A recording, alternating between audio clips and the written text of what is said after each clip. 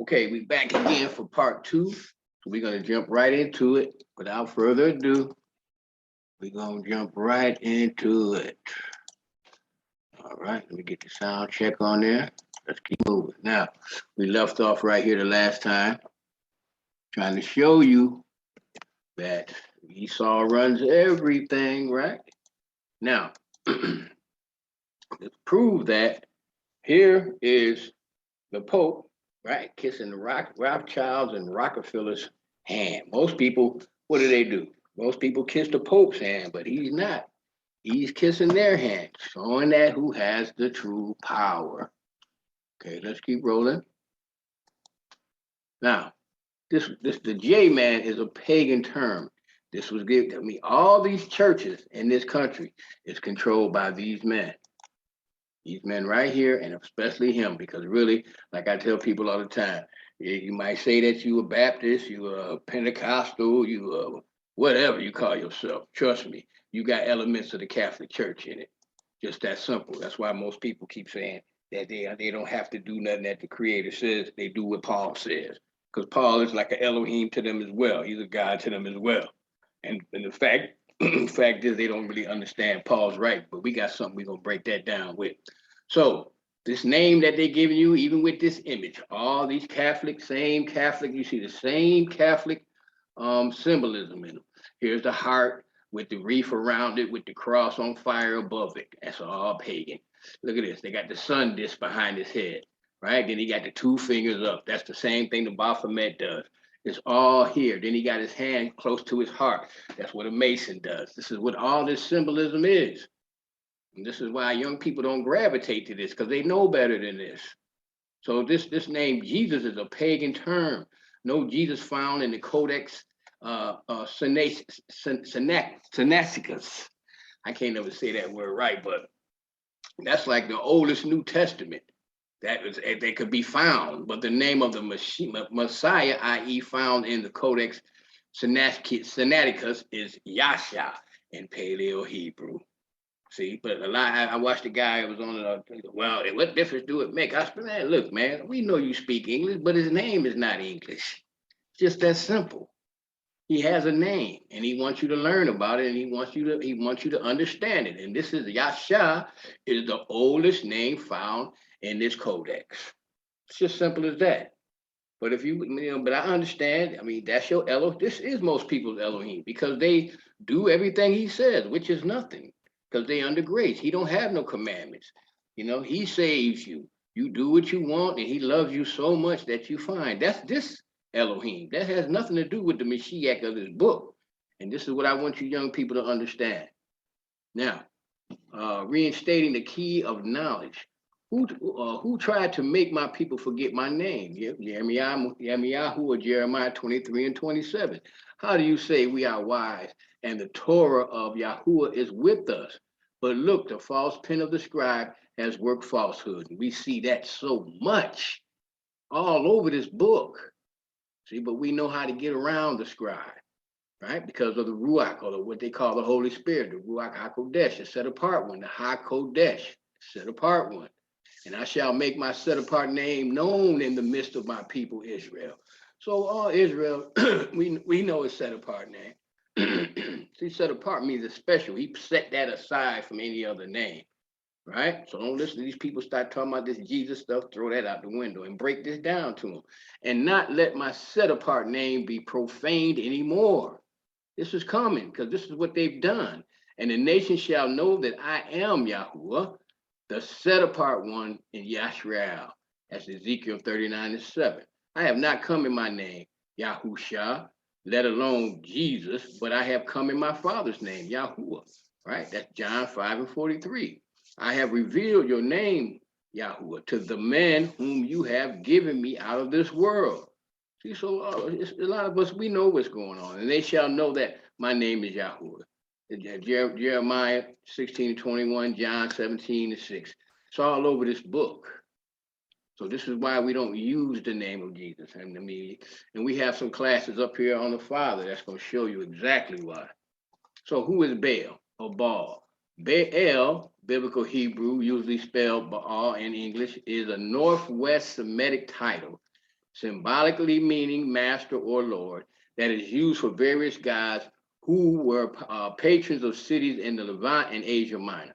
Baal can refer to any god and even to human officials.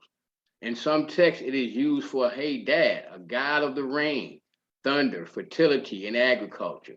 Since only priests were allowed to utter his divine name, Hadad, Baal, or Baal was commonly used. Baal refers to Hadad, the Lord over the assembly of gods on the holy mount of heaven.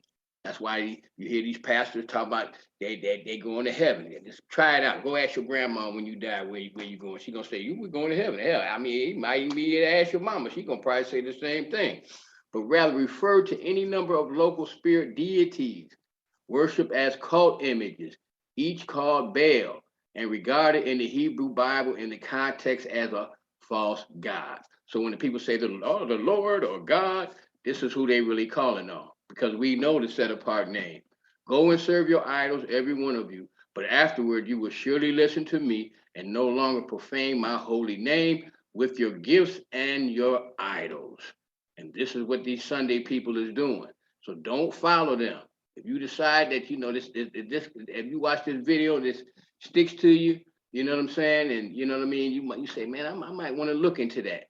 Then look, come up on this channel, or we can send you. I mean, we can push you to a whole lot of other channels. They got the same information, but that Sunday stuff and all that, you got to stay away from it because it ain't nothing but straight devilment. Now, God, pronounced God or God, and written Gad. You can see that Isaiah 65 and 11, 1408. That's the Hebrew number, a Babylonian deity of fortune. So this is what you calling on. No wonder our money has the phrase, in God we trust. So this is what Yahuwah says. I am Yahuwah. That is my name, and my glory I will not give to another, neither my praise to graven images. See, this is what the Creator is telling you. All right, but this is why they in God we trust, because this is who they trust in fortune. This is what this whole thing is set up on. American thing, British thing, whatever. This is it. It's all about the God of fortune, and you can see that in their lifestyle. It's all about money, right? So now there are several scholars who believe that Allah, because that's gonna come past your way too, was originally the name of the moon god of northern Arabia. It is important to remember that the word Allah simply means the God, right? And corresponds to Ho Theos in Greek New Testament as the God, but what God? That's the question. It's the God of fortune. And this is another God in who they trust. You see, because remember, it said many deities. So we got to understand that. This is why we call on the right name, right? And you're gonna hear people say, I have no problem with that. I am that I am. Hey, no problem at all. But I tell you what, Jesus, Allah, and God and the Lord, man, keep that out your mouth if you can.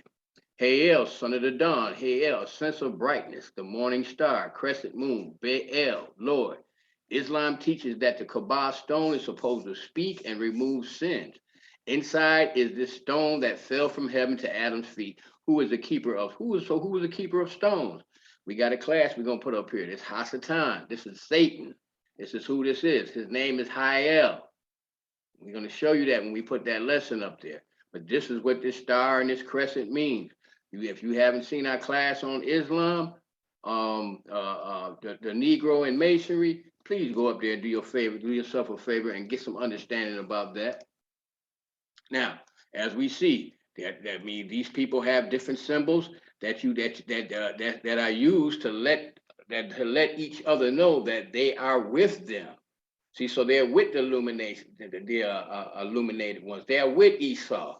So this is why they do it different ways, slick ways, cover up their eye, Hove, and I don't know some of these guys, the Game, Alicia Keys. I can't remember this guy's name, but they was a big rock band. Y'all know Lil Wayne and this other girl, Katie, whatever her name is. But this is what it is. His children have his attributes, because what it's all about is money, and what they're showing you is money and fame. I'm rich. I'm at the top of my game because this is some of the gifts that their father give them. And then look, even your president, All these old black folks crying over this man. This man didn't have nothing to do. He didn't care nothing about no black folks, and he told you that. But this is the sleep thing. So we trying to keep this sleep thing off of y'all, because y'all minds is open and free, not clogged up with all this other garbage. Right? Look, way back in my time, Michael Jackson. You know, he was back way back then. See, it's nothing that's new. Then they come out with this album, what, Die Young. They keep calm and sell your soul. This is what it's all about. So I tell cats all the time, you know, man, you wasting your time if you really want to be rich. You know, why play around with it? Go ahead and get a hold of Hasatan. He'd be more than glad to help you, but it's a price to pay at the end. It's a wrap. And then once you realize he's real, then that should tell you that what? There's an Elohim. You should understand that if he's real, and we know that he's real, because all these people is doing these different things, worshiping him. And then look at Madonna. She has this goddess thing on. I forgot who this goddess basically is, but here's Madonna's homage to the Baphomet. And here's the Baphomet right here. Who is what? It symbolizes or points toward Hasatan or Satan. See? Look at these pastors, all these different pastors and, you know, teachers. It's the Seventh-day Adventist guy, George Bush, and all these different, Walter Veef, even though I was always been suspect about that. But I mean, here, all these different pastors and presidents, they all in this stuff. Even the Pope, he's showing you that. So it's an understanding thing. See, Esau is a sustainer of Hasatan's system on this earth. Daniel 8:21, and the rough goat is the king of Grecia, and the great horn that is between his eyes is the first king, right? Because we know we dealing with, you know, you had different king like this, like so sometimes, you know, you like Alexander the Great, right? But still, we know that Esau is Greece. We know Esau is also Rome. When you reject Yahuwah, you are part of it. So as long as you don't want to learn about the maker, the one that created you, you are part of this system, whether you know it or not, because the Father has special ways that he's put information down for you to learn about him and how to worship him. You can't listen to these people that we just all these fake pastors and all this, man. They're fake. They're devil worshipers, and they're getting paid to keep the people asleep. So a lot of y'all, that's why I say young people, it's easier to reach because your mind have not been blown up with all this garbage. So then we have the wheat and the tares. See how close they look so much alike. Esau equals the tares, child of the wicked one, whose spiritual characteristics are associated with the kingdom of darkness. Give me Mark chapter 13, Trey. Verse 25 and then verse 38.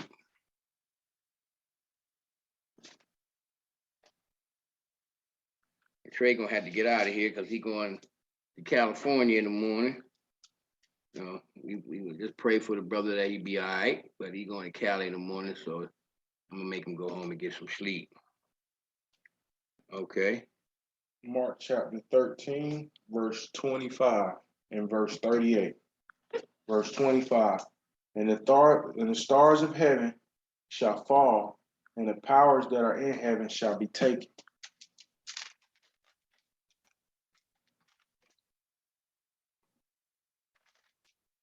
Verse 30.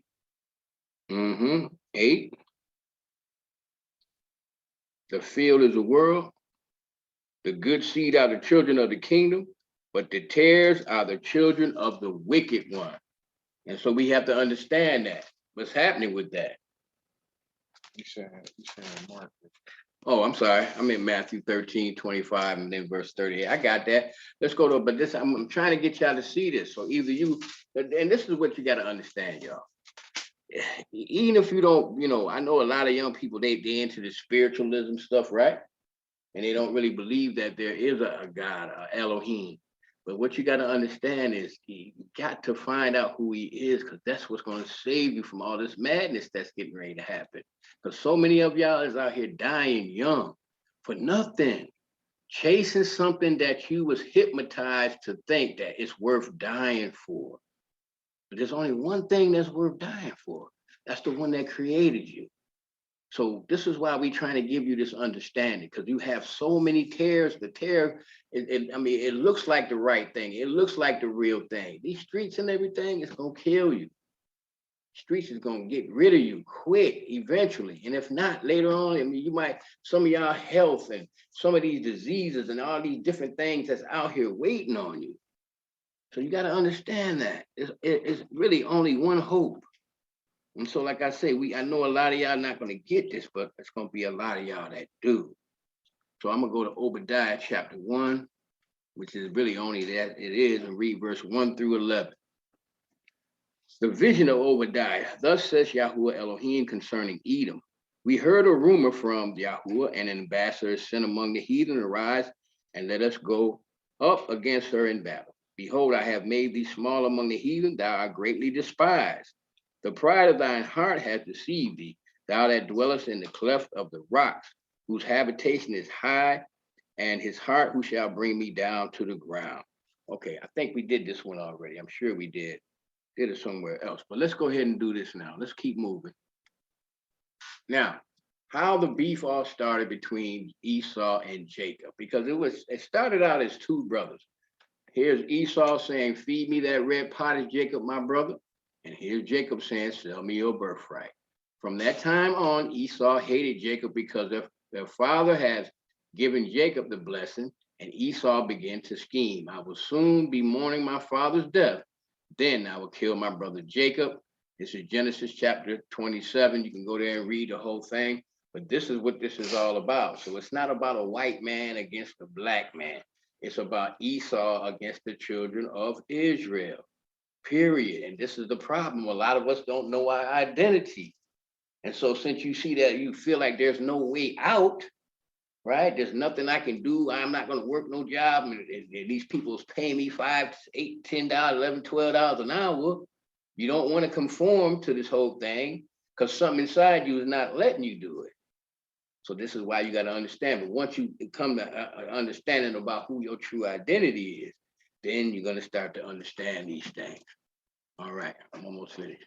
The wheat and the tare look alike, but are not identical. In this captivity we have and still are held by a people and system that doesn't believe in Yahuwah. Most say that this book of our inheritance and the stories are fairy tales, and we have adopted their way of thinking along with their way of life, their customs and language and religion, which breeds sin. And we know that sin is the transgression or the breaking of the Creator's commandment. Comparing the wheat and the tare, it shows us Yasha compared to Hasatan. One is false and one is true. Therefore, we must study and pray constantly to keep our bodies under subjection so we can clearly make a difference between the two and be able to spot the illusion offered us called Christianity or even Islam, which will make the difference between life and death. So you have Yasha, who is the Christ, and you have Hayel, which is Hasatan, because all Hasatan or Satan means his adversary, but he has a name as well. All right, now, therefore, the Messiah told us to let the wheat grow with the tare. The tare are there to prove you, to show if you're going to be able to walk in this thing, or are you just going to be a tare, right? To mold you, to groom you. This is why all these adversities come at you. We must know and understand all things are used for Elohim's purpose. Either you will be used for good or evil. The choice is yours. Job 12:16, with him is strength and wisdom. The deceive and the deceiver are his, right? Job speaks of the wisdom of Yahuwah. So whether you're doing the right thing, you're not, it's up to him. But it's also up to you to choose. But if you want evil, he's going to make sure that you stay deceived. If you want good, if you want wisdom, you're gonna make sure that you get this understanding, but you got to seek it. Isaiah 45:7, I form the light and create darkness. I bring prosperity. So you ain't got to be out here hustling and all this stuff to have prosperity, right? And create disaster. I, Yahuwah Elohim, do all these things. See, this is who does this. Hasatan, the devil ain't got no power. It's the one that created you, that calls the shots. He is the boss of bosses. But now, we're going to stop right here, because like I said, we're going to do these little quick hits. Then we're gonna get. I want to show y'all something about these amendments that people are under the illusion of that think that I'm I'm this or I'm a citizen of America. Okay, we're gonna find that out. We're gonna find out if you are covered under that. Okay, with that we're gonna stop right here and then we're gonna come right back.